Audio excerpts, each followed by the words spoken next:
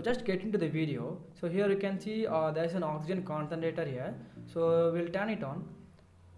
Yeah, so you can have a look at it. So it is indicating PF. That means power failure, and you can see display is also not getting on. So what will be the problem here? So there might be of three possibilities. So first one is power cord, second one is fuse, and third might be a power supply board. So we'll check one by one. So first I'm just going to check the power cord whether it is proper or not. So I'm just setting the multimeter into the AC mode to check the input power supply. So we'll just check the input power supply. Yeah, so yeah, here you can see the input power supply is proper and power cord is also good. So we'll go with the next step. So I'm just removing the fuse to check whether the fuse is proper or not. So I'm using multimeter to check whether the fuse is proper or not. So yeah, so I'm just checking the fuse. Yeah, fuse is proper here. So we can go with the next step. So I forgot to tell one more thing. So when you are checking the fuse, no, so always use multimeter. So sometimes there might be a minute crack in the fuse that can't be visibly seen. So to be on the safer side, use multimeter to check the fuse. So in that case, fuse was okay. So we'll go with the power supply board. So I'm just checking it out, the input power supply which is connecting to the board. So we need to remove the entire outer body part. So I just checked the input, it was okay. So I'm just checking the power supply for the motor whether it is proper or not. So I'm just checking the output for the motor.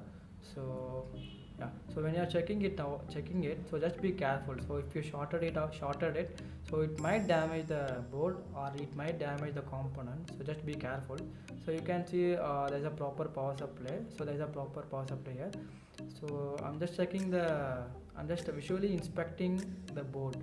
So sometimes by visually inspecting only we can figure it out whether there is any damaged components or not.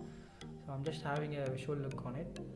Yeah, so as I can see there is of no damaged components, and I just checked some few more components for my confirmation. So power supply board is okay, and then finally I found there's a transformer which is connecting to the board. So we'll just check for the output. So yeah, we just check for the output. So you can see there is no output. Finally I actually found a problem with the transformer. So I just given the transformer for rewinding, and after rewinding I just checked for the output. So the output voltage is proper here. So we'll just reconnect it to the board and we'll just check whether the equipment is getting on or not. Yeah, so you can see actually I have reconnected it to the board. Yeah, so we'll turn it on the equipment.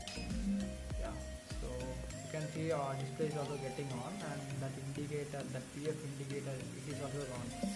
Yeah, so finally it worked out.